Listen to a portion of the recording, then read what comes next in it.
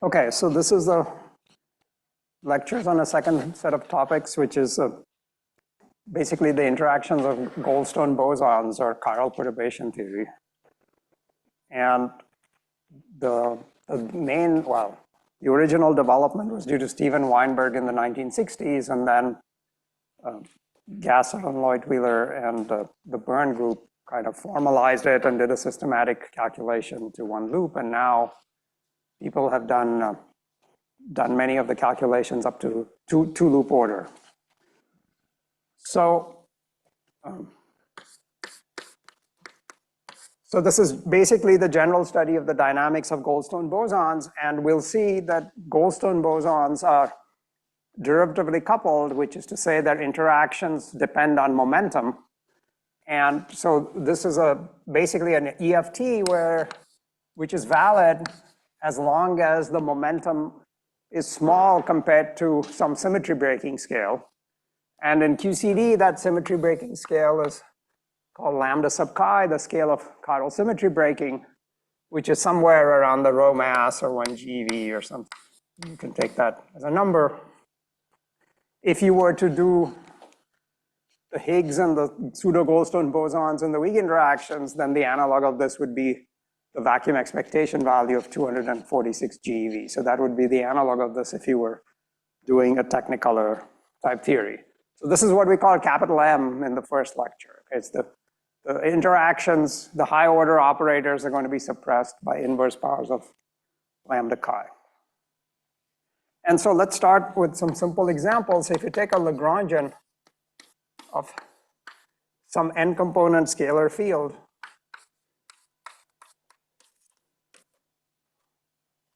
so phi is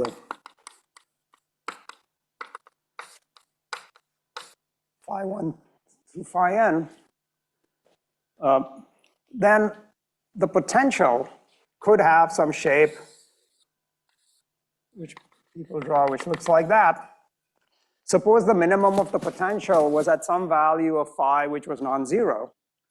Then there's a whole circle, there's what's called a flat direction, where you can start at this point and go around this entire circle, and all points on that circle have the same energy because you're getting it by a rotation. So, so there's a flat direction, which means that the potential doesn't change in that direction. And you know from your scalar field theory that the mass term for a scalar is a half m squared phi squared. It's the quadratic piece in the potential, so a flat direction implies that you have a massless particle.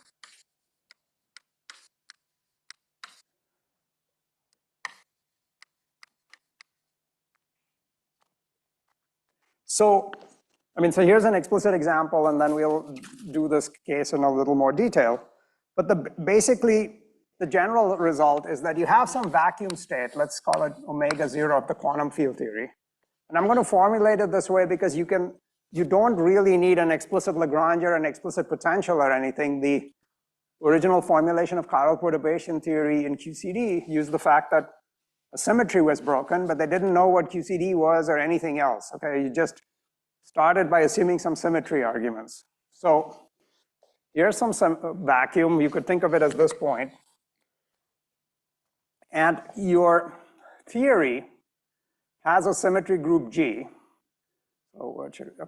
So if I act on the vacuum with the transformation by G, that's also of ground state. So there's a whole bunch of ground states.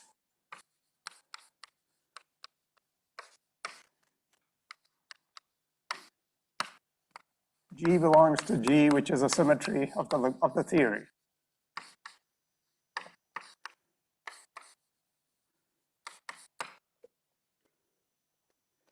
And clearly it doesn't change the energy because this is a symmetry. And so the usual examples of unbroken theories are that G leaves the vacuum invariant. So that is to say, when you act on my standard vacuum, I just get back the same state. So I'm not generating any new state because of the theory, because of the symmetry transformation. But in the case of a broken theory,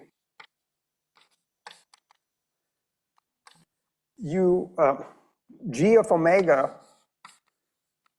need not equal omega naught. So here, if you act with a symmetry transformation, you can move to some other point on the circle, let's say from omega naught to some G omega naught. This is also a vacuum state of the theory because it has the same energy, but it's a different vacuum from the other one, the one you started with. So this is like, there's a set of vacua. And this is what's called spontaneous symmetry breaking. The Lagrangian had G as a symmetry, but the ground state of the theory is not invariant under G. Now, it may be that the symmetry is not completely broken, so what's called the unbroken symmetry. So we'll do an explicit example. H is such that if H is an H, then H omega naught remains omega naught. So there's some set of transformations which leaves the vacuum invariant, but H is not all of G.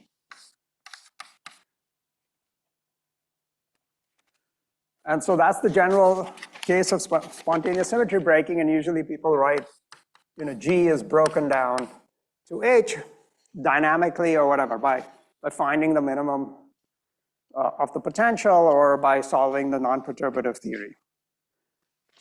Now, what this means is that the set of vacua is in one-to-one correspondence with what's called the coset space G mod H. This does not have to be a group. It's something which is called a coset space. And the idea is the following. Suppose I act with a product of some element of G with an element of H on the vacuum. Well, since H leaves the vacuum invariant, this is the same thing as G of omega naught. So if you think of the vacuum as being labeled by whatever the transformation is, which gets you to the vacuum from the standard reference vacuum, then this transformation and that transformation end up leading to the same point, some vacuum which you have. Or another way to say this is, suppose I have G1 omega naught, some transformation, and it happens to lead you to the same vacuum as G2 omega naught. Then multiplying by G2 inverse,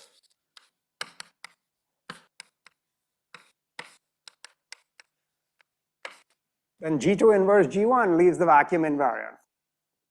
And by definition, our unbroken symmetry group is exactly everything which leaves the vacuum invariant, so that this has to be some element of the unbroken group, just by the definition of the unbroken group. And so that tells me that G1 is G2H. So that's the same structure as this. So there's a one-to-one correspondence between vacuum states and group elements where you identify two group elements if you can get from one to the other by multiplying, by right multiplication by H. And that's the definition of the math definition of a coset. So I'm going to do an explicit example where you can see all this. The other thing I wanted to point out is that if H leaves the vacuum invariant, then G omega naught of a shifted vacuum is left invariant under the action of GH G inverse, because GH G inverse on omega naught is, GH G inverse on G omega naught. So the G inverse cancels. The H on omega naught is omega naught. And then you're left back with one G left over, so this is G omega naught. So in other words, if omega naught is invariant under H, G omega naught is invariant under GHG inverse. And again, there's a one-to-one correspondence between these maps. So the invariance groups of all of these different vacuum states, this one, that one, et cetera, are all related to each other by what's called conjugation, by multiplying by a G on one side and a G inverse on the left. Now this I could have done even for a discrete symmetry. But in the case of a continuous symmetry, every transformation which moves the ground state is a flat direction and corresponds to a massless scalar. So if you have a group G, then the dimension of G, or the number of elements in the Lie algebra, the number of possible independent infinitesimal group motions, is the number of possible perturbations you can make on the vacuum.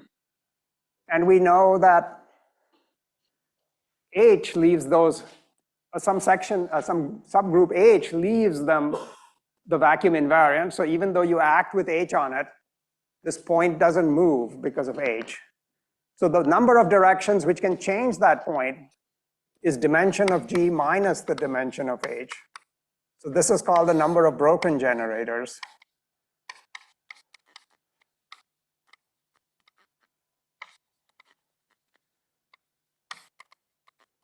Somebody wants, can you read at the back? Somebody wanted me to write larger. Okay. And so this is equal to the number of Goldstone bosons, or the number of massless modes. So this is Goldstone's theorem, that for every broken symmetry, there's a massless particle. And you can look in Itzikson and Zuber and so on, where they do sort of a more like inserting complete sets of states and proving this. So actually, the nice paper is a Goldstone, Salam, Weinberg, Izrav, 127, 1965, 1762. So you can see what happens. And this is really just based on symmetry arguments. It doesn't depend on assuming there's a potential or anything else. And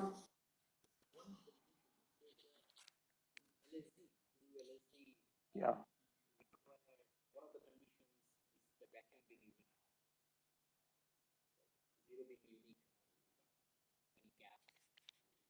Well, I don't know if you need that at all, actually. So I think you can.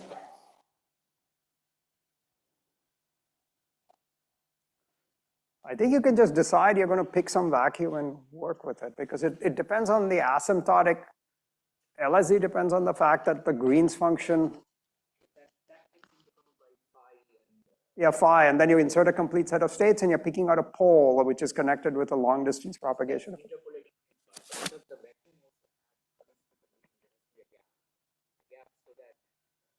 I don't think so, because otherwise QED, it wouldn't even work for QED.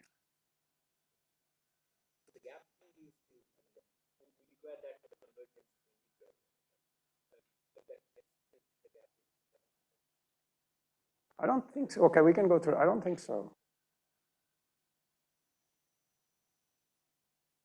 But you do have to pick the same vacuum. Okay, I'll have to go back and remember what happened, but I don't think it's needed.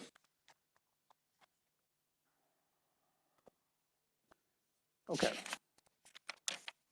So the general formulation, or how to set up the effect of Lagrangian for a general symmetry breaking of G mod H, was done by Coleman. Well, people call it Callan, Coleman, Wess, and Zumino. It's in 2 papers. Fizrev 177, 1969, 2239, and the next paper 2247. So the first paper is by Callan, I mean, it's by Coleman-Wesson-Zumino, and then the second one has Callan on it as well. And the first one does basically the general theory of Goldstone bosons, and then the second one does how they interact with what are called matter fields, which is everything else other than a Goldstone boson. Okay, so any questions so far on this? Yeah.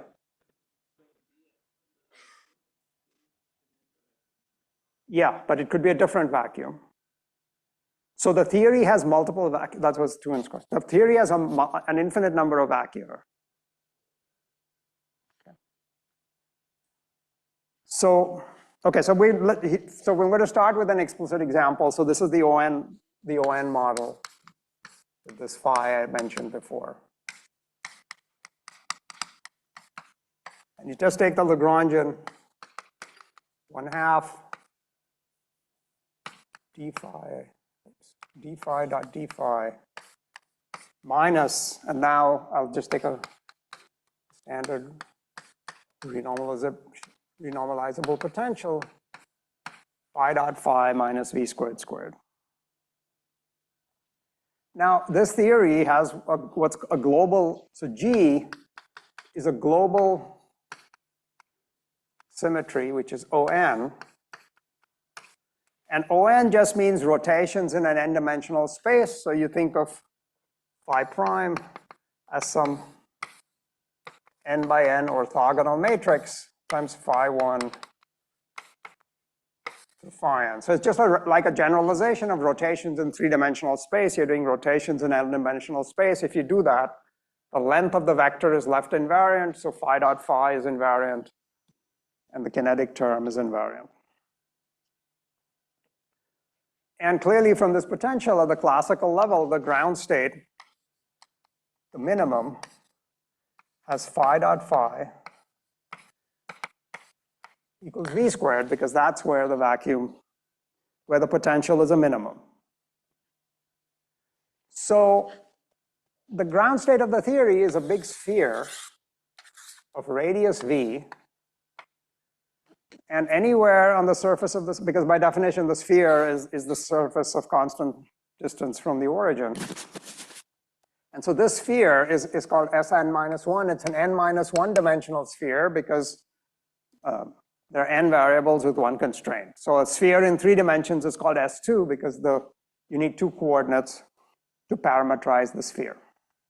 And I'm going to pick the north pole as phi sub 0, that's like omega 0, that's my reference vacuum. And phi sub 0 is simply 0, 0, 0, 0, 1.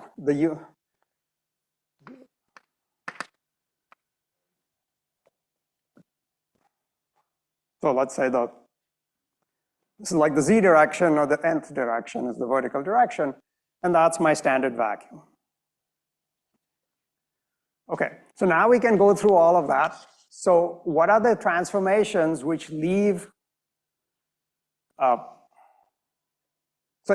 just imagine this in 3 dimensions, okay? So then this is a 2-dimensional sphere, S2 in 3 dimensions.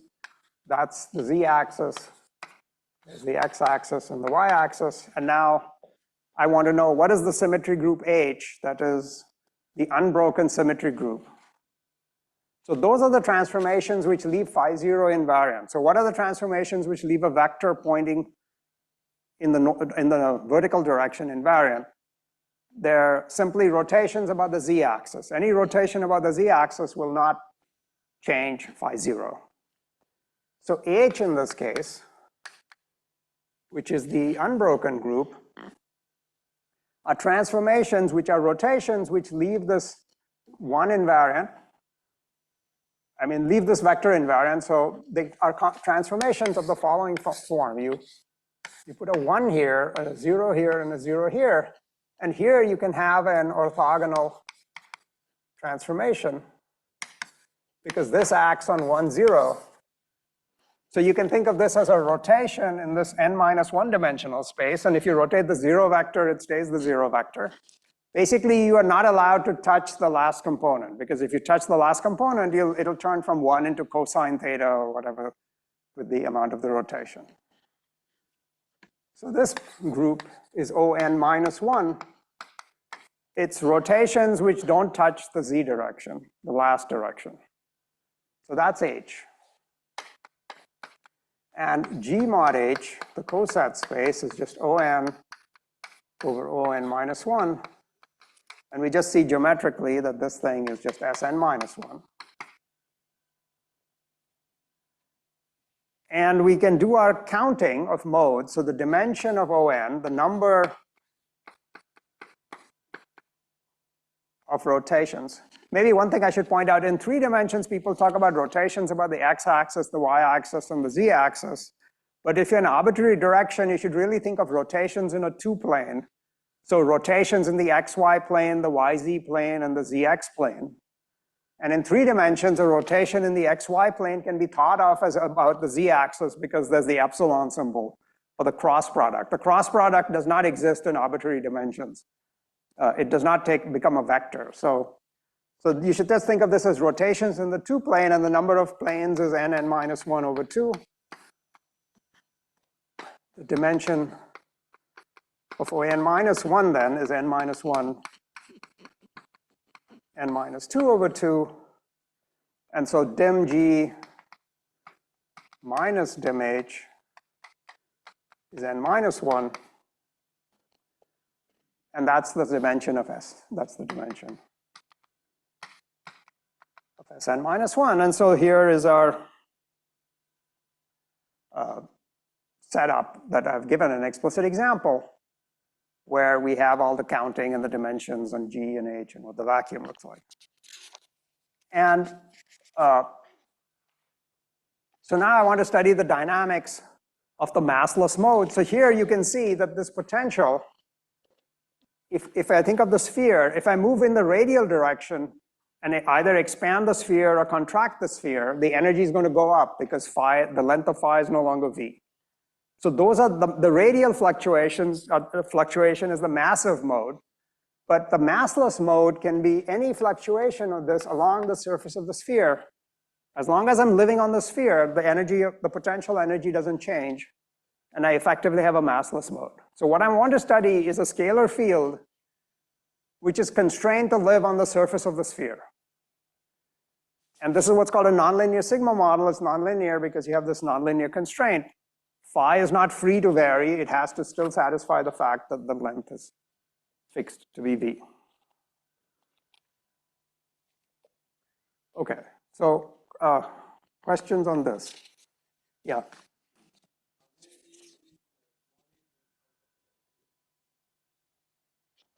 The small h is just an example of the small h over here is any On minus 1 rotation. So for example, it could be cos theta, sine theta, then a whole bunch of zeros, zeros everywhere else, and the 1 here. Or so this would be a rotation in the 1-2 plane. Or it could be a rotation in the 1-3 plane, cos theta, 0, sine theta, 0, 1, 0. And then zeros, all the rest padded with zeros. So H is just one particular, any particular rotation which can be in this n minus 1. So I mean, that's what I mean. H is just any element of this H. Because H, there's this many of them. Just pick one.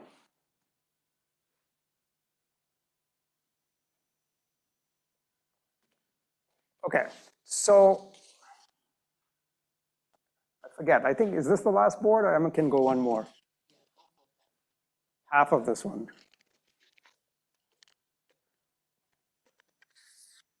Okay, so what I'm going to discuss actually was, I mean, this is old stuff, and in the context of Higgs effective theories, which are going to be talked on next week, there's a paper, you can look at the more details in basically this whole analysis I'm doing today will be at tree level, but the one loop results, the one loop version of this is in a paper I did with Rodrigo Alonso, who's here lecturing next week.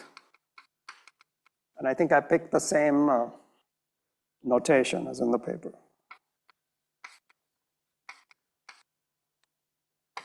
0, 1. Okay.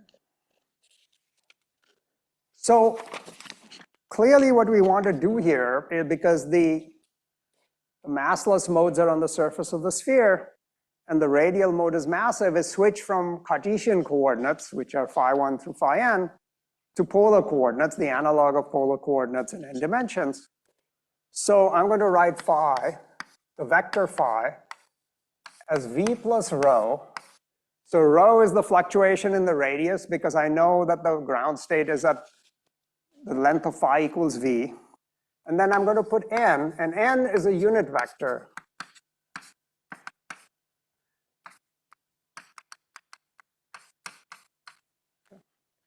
So I'm going to characterize the angular direction by this unit vector, some unit vector here, which tells me what point I have, at which point I am living on the sphere. And it's still, this nonlinear constraint is still there because it's now turned into this unit vector constraint.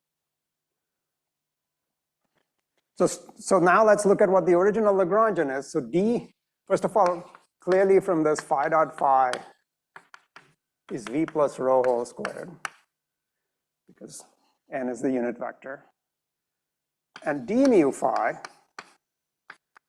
is, okay, so v is a constant, so you get d mu rho n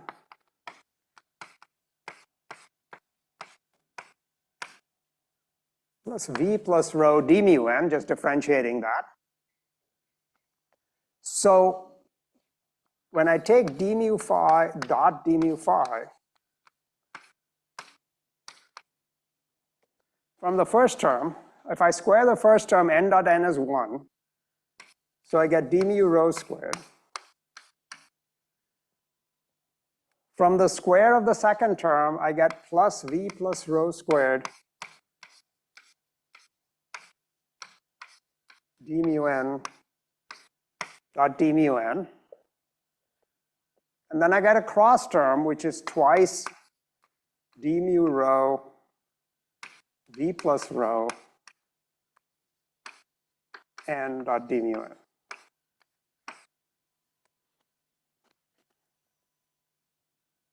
Now n is a unit vector, and d mu n is a gradient. It's a derivative of d mu n. And if you have a vector whose length is fixed and you vary it, the variation has to be at right angles to the vector.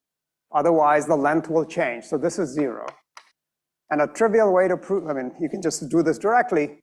So d mu of n dot n, that's clearly 0 because n dot n is 1. But then this is just twice n dot d mu n. So n dot d mu n is 0. So the cross term goes away. And since I'm running out of board, let me just summarize. Well, okay, we'll go to the other side.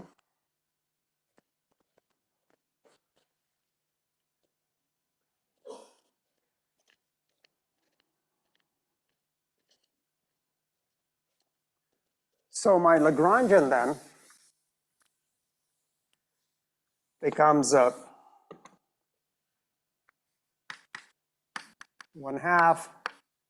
d mu rho squared plus 1/2 v plus rho squared d mu n dot d mu n. So that's the kinetic energy term. And in the potential, I get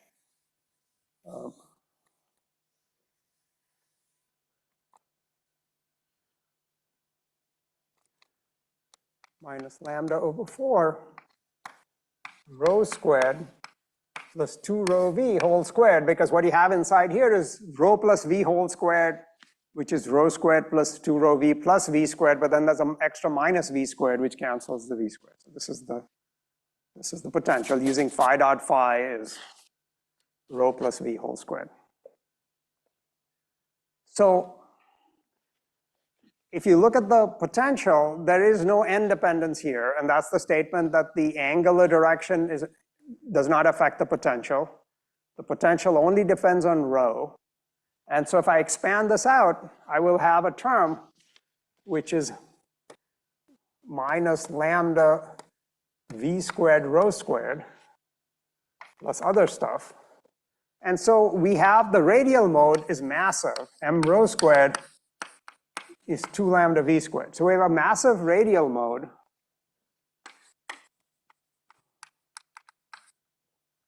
And the end directions are massless because there's no angular dependence in the potential. Okay. So now I want to go to an EFT which is valid for energies which are much smaller than m rho. So the momentum are much smaller than m rho.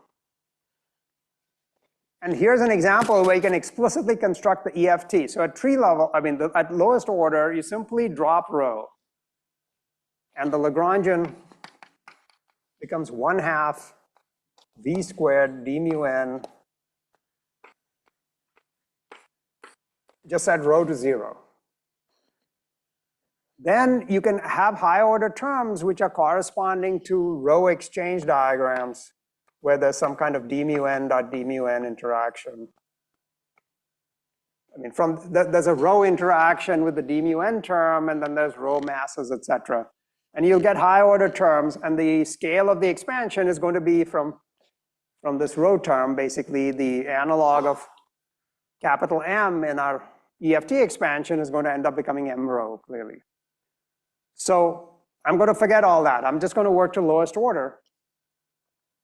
And you can see already that the Goldstone bosons are derivatively coupled. Well, we'll see this even more explicitly. Because the Lagrangian has, every term in the Lagrangian, well, there's only one term, but it has 2 derivatives.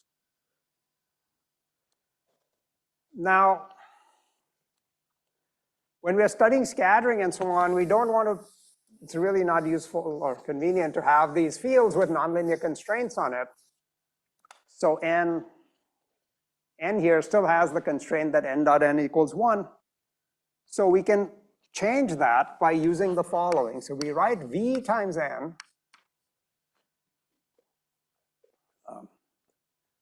which is, I'm going to write that as pi 1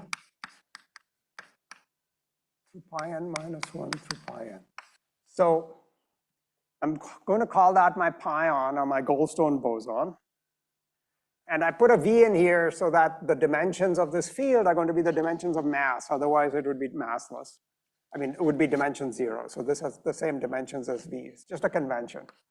So pi 1 squared is pi n squared is v squared. Now, clearly, all the fields are not independent. So I'm going to define my independent fields as a vector pi, which is pi 1 through pi n minus 1. So pick the first, this is just arbitrary what you do, but I'll pick that. And then pi n is the square root of v squared minus pi dot pi, so that the sum of the squares of all n of them. Okay, so remember that pi vector has only n minus 1 components, not n. It's the number of Goldstone bosons. And pi n is this. And typically in these Goldstone boson spaces, you get some kind of a curved manifold. And you don't necessarily have a global coordinate system, but we can use this in some patch around the North Pole. This is perfectly valid.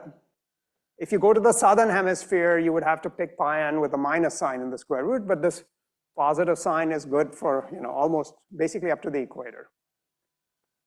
Okay, so is this clear? So I have n minus 1 degrees of freedom. I'm just going to pick this, the first n minus 1 component. So that's like projecting the sphere flat onto the equator, and these are the xy, whatever, the xy coordinates. And then the z coordinate is given by square root of 1, v squared minus x squared minus y squared.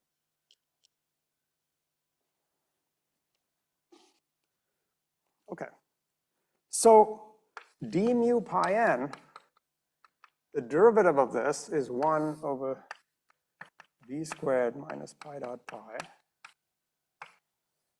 And I think you get a minus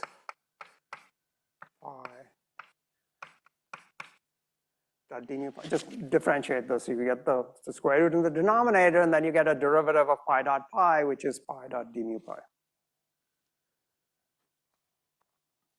Which means my Lagrangian, which is 1/2 v squared d mu n dot d mu n, which is the same thing as 1/2 d mu pi dot d mu pi over these pi's, is 1/2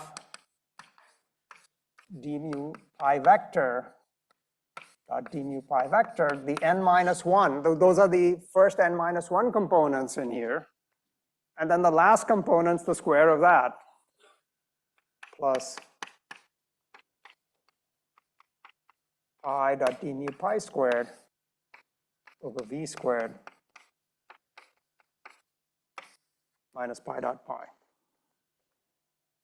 So here's the nonlinear sigma model. You can see that you're going to get quadratic and higher order terms. And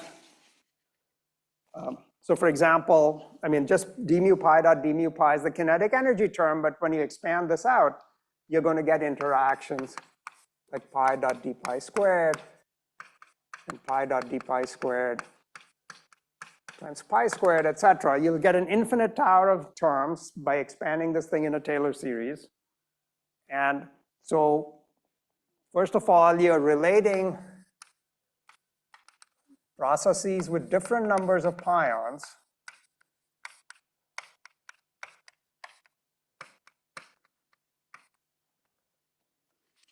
I should say even before this, there are no parameters at this level.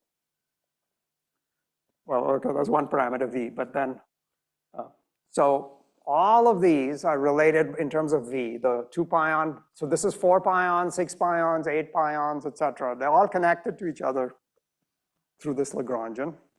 And the interactions are derivatively coupled in the sense that every interaction has to have at least some derivatives on the pions. And the reason is that a zero momentum pion, P equals 0 pion, which is a constant pion simply means that instead of being at my reference vacuum phi 0, I'm over here somewhere, which is given by that pion field, but that's also a vacuum. And so a zero momentum pion is sort of like nothing. It's just like a shift in the vacuum. And so all interactions which you have depend on the fact that the pion field is changing with position. Because if you rotate the vacuum everywhere by a constant amount, you're still in the ground state. So forget this. So the pion interactions in this case go like, it's like p squared because there are 2 derivatives in this Lagrangian. So this is sometimes called the order p squared Lagrangian because every term has two derivatives in it.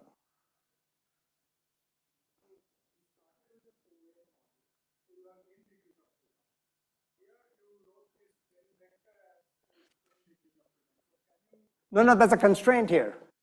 N dot n is 1. No. This pi is equivalent, pi is just v times n. So this pi is just the same as n. It's the angular directions. So there's n minus 1, and then rho is the nth one. The reason for doing it is that if I could have done this, and this would have been a root 1 minus whatever, but normally you're used to thinking of scalar fields as having dimension of mass rather than dimensionless. So you just, this v just rescales it. Yeah, so there's only n, yeah, it looks like there are n, but the constraint means there's only n minus 1 in there.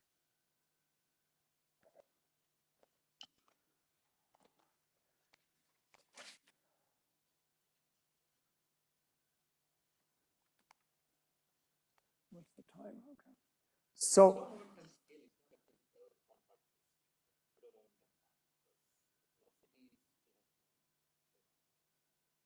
well, so, I mean, this is explaining why all these interactions have a factor of p in them, basically.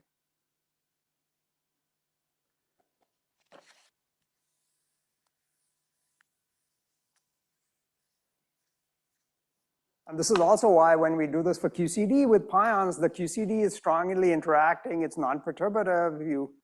have some spontaneous symmetry breaking, but the pions you get out are still weakly coupled because at low momentum, the pion interactions vanish. So even though the pion is some complicated composite object, non-perturbative objects, interactions of pions with each other are still weak, as long as the momentum is small compared to lambda chi.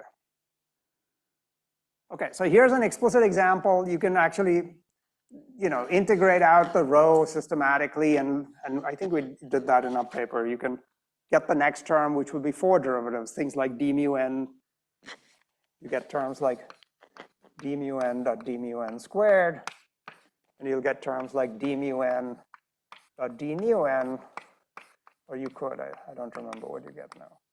Stuff like this, okay? And so on.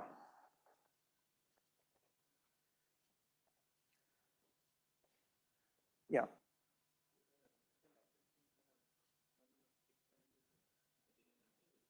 Yeah. Yeah, so this term will have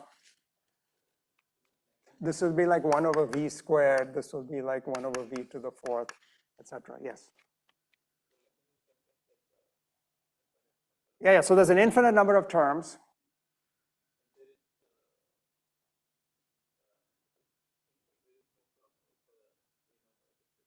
No, this is an EFT now. So the chiral Lagrangians are EFTs. It's not renormalizable. We'll do the power counting and what loops do. The power counting will be in terms of factors of momentum. Yeah, so this is not a renormalizable theory because this constraint that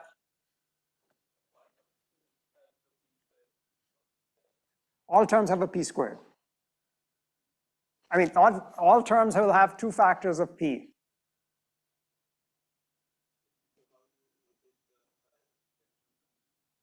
No, you don't. You keep them all. So this is a 4 pion. This one contributes to 4 pion scattering. This one contributes to 6 pion scattering, and so on.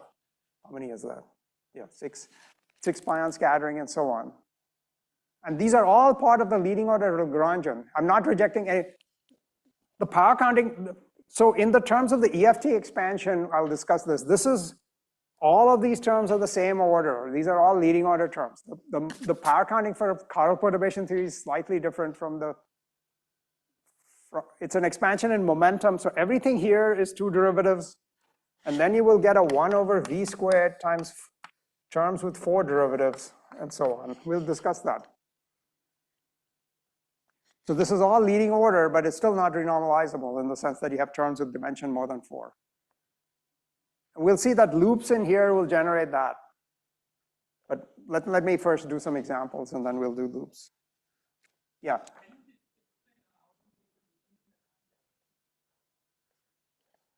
This one. Yeah, rho is massive. So, I mean, there's some potential for rho, which is 0, which is a minimum at rho equals 0. So you just plug in rho 0 into here. Just set rho to 0. That's all. So you're not allowing fluctuations of rho because it's stuck. It's heavy in the limit that m rho went to infinity. In fact, rho would be exactly 0 because it couldn't fluctuate.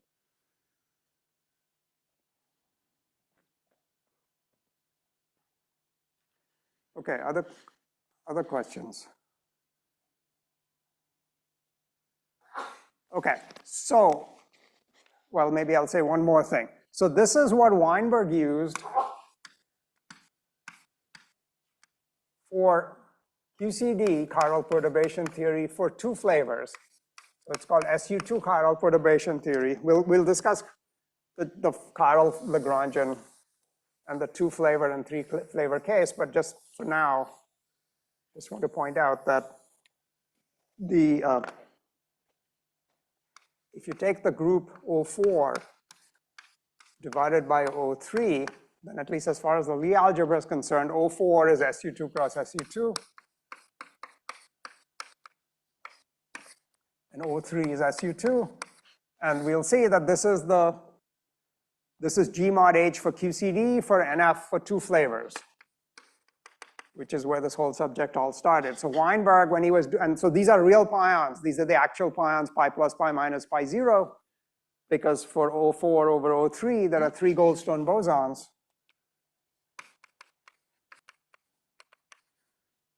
And this is the formulation of the chiral Lagrangian that Weinberg used to calculate pi-pi scattering. But we're going to discuss a different formulation, and so before I start with that, so any questions here? Okay, so while this works nicely here, it's because the ground state of the theory, the set of vacuum states is a sphere, and we know how to do spheres and set up coordinates on spheres and everything else. So what Collin, Coleman, West, and Zumino did was just give you a brute force way of setting up some coordinate system on G mod H, at least in a neighborhood of the identity, in a neighborhood of the reference vacuum. So we're not going to worry about global properties. They're very interesting because they're related to anomalies in topological terms, but for now, we're just going to do perturbation theory about some standard vacuum. And so I'm going to repeat this calculation for this case, following what CCWZ does. And that's like a field redefinition. It's a different set of coordinate system on the same sphere. So that's like a field transformation, a change of variables on the field. So rather than use this pi1 through pi n, there's a different set of coordinates to use on the sphere. The Lagrangian will look different. The Green's functions will be different, but all the S matrix elements will be the same. And that's because the S matrix is invariant under a field redefinition. And the CCWZ prescription works for any G mod H. So that's why, so let me just do it for this example.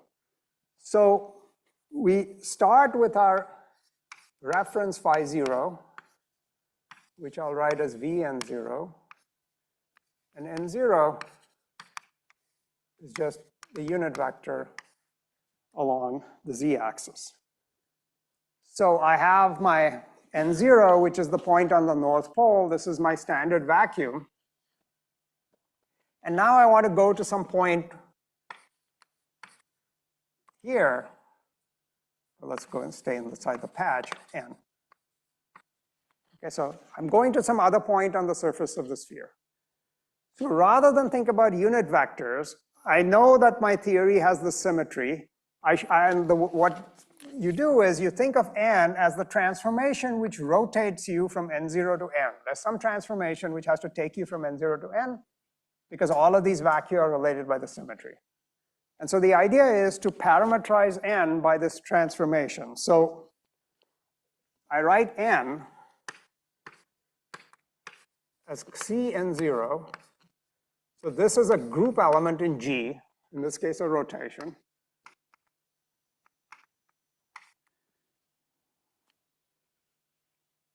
So rather than use n, we're going to use C. Okay, but now the group element's ambiguous because we know that if I make a rotation about the z-axis, n0 stays the same. And you can make there are different ways of getting to n from n0. So for example, if I'm here, and here's my point n, I could either go along the great circle and make a rotation this way, or I could go this down here and then there or whatever.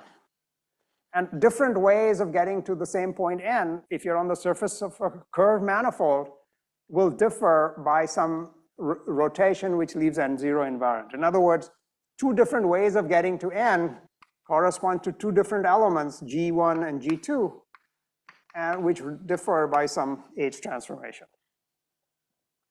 So what Coleman and CCWZ said is just use what here looks like the great circle root. That is, make a rotation using generators which move the point n0. So G has a bunch of generators.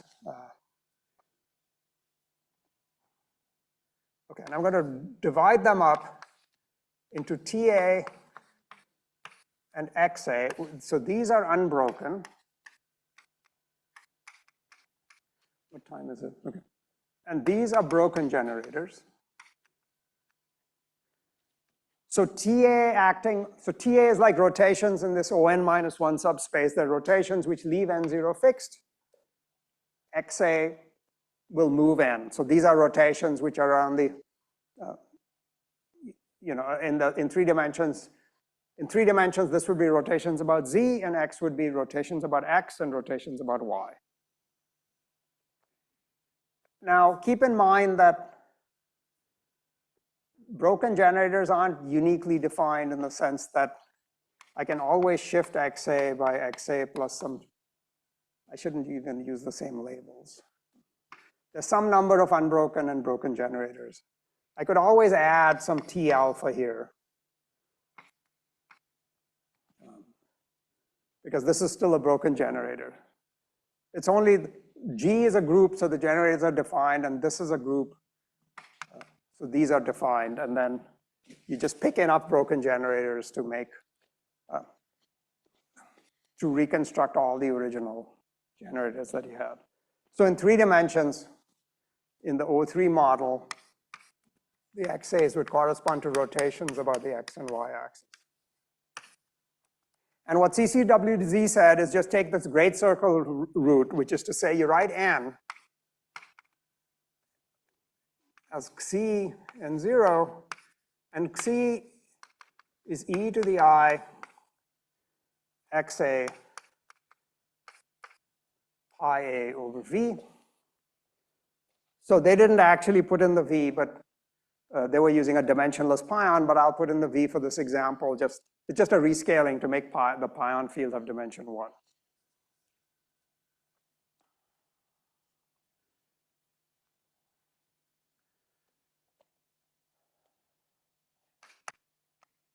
So this would be whatever, e to the I jx pi x plus jy pi y over v. You know that in 3 dimensions, you can always write any rotations, the exponentials of jx, jy, and jz. The jz part you can drop because the jz doesn't rotate n0, and so you just use these 2 pieces.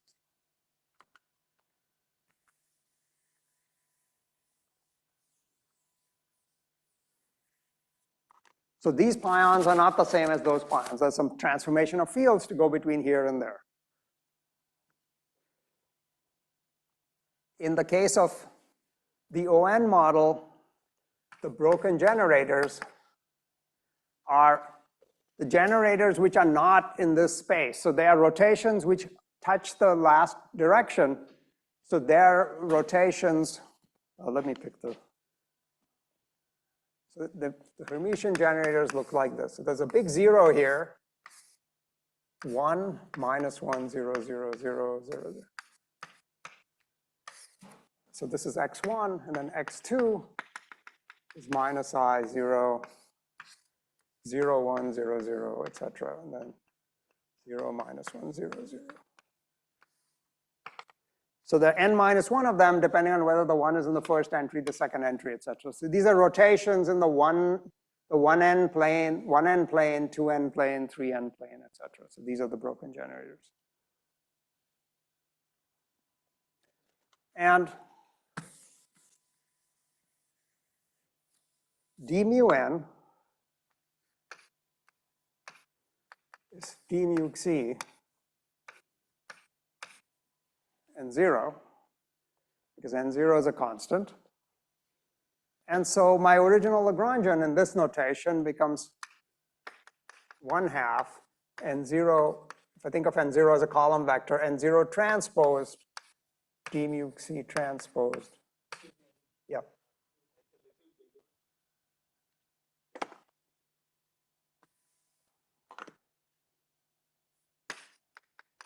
One-half n0 transposed d mu xi transposed d mu xi n0. Just thinking of the vector as a column vector.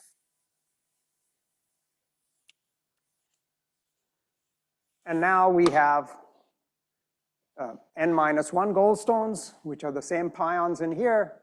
So xa pi a would be -I. There's a big 0 here. And then you would have pi 1 through pi n-1 minus pi 1 to minus pi n-1 and 0.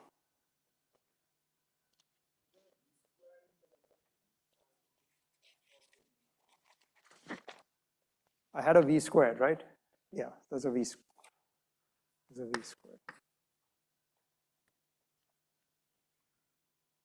One second, let me just, yeah, that's right.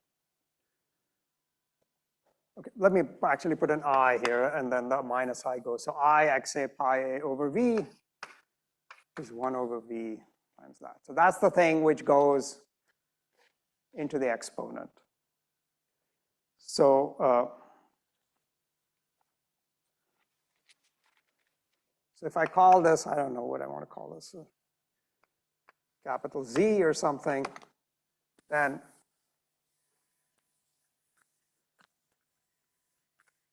C is e to the Z. And okay, so now this is a matrix exponential, which is a mess, but we're doing perturbation theory, and so we can expand as 1 plus Z plus a half Z squared, and so on. So this is, you know, the Z term is this matrix. The next term will be the square of this. And in this particular case, actually, so it's in the appendix in our paper, you can just work this out explicitly, and you get some cosines of pi and so on and work it out. But it doesn't matter, because when you're doing perturbation theory, if you're working to some number of pions, you can just Taylor series expand and work it out. And so if I expand this out, d mu c starts off as d mu z plus dot, dot, dot. And the reason for this normalization is that there's a 1 over v in the d mu z, and there's a v squared in the Lagrangian. And so L starts off as 1/2 d mu pi dot d mu pi. And then you get terms which are like d pi dot d pi, pi dot pi over v squared, and so on. So it's the same structure as what we got there, but the terms will look slightly different because this is some field redefinition of the other expansion. But again, you see that you get 4 pion, 6 pion interactions, all related. There's no free parameters. Every time you get every time you get extra pions, they come in with a factor of 1 over v. So the expansion is kind of in pi over v. And so this is the CCWZ method, and this works for any symmetry group. Breaking, you just write down the broken generators, you exponentiate this way. We never really worried too much about, I mean, the basic structure doesn't matter, you can just go through and do it. So we'll do QCD this way and use the CCWZ parameterization. I think time's up, right? So, yeah, it's a good place to stop, I think. So questions on any of this?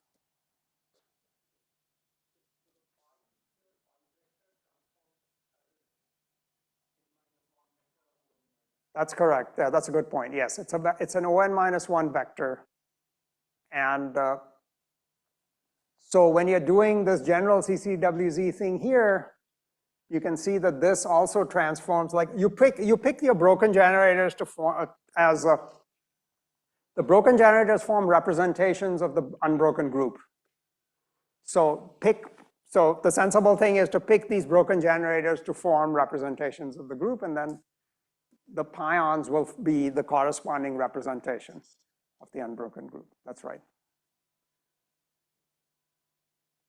Yeah.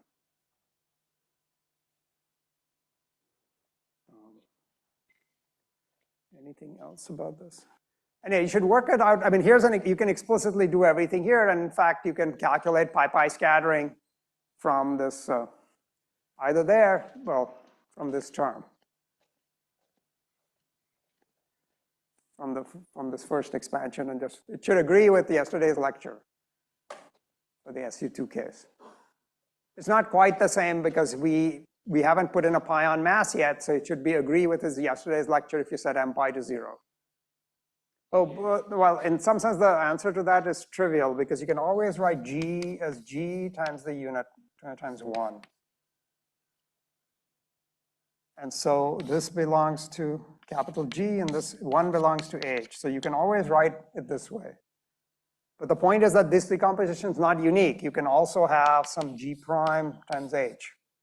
There are many different ways of writing the same G as basically based on, I mean, so another way to write it is you can write G as G H inverse H.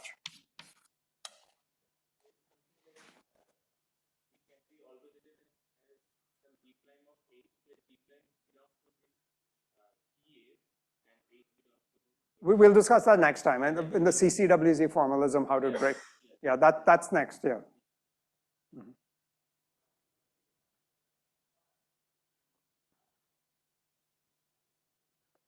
Okay, so we can.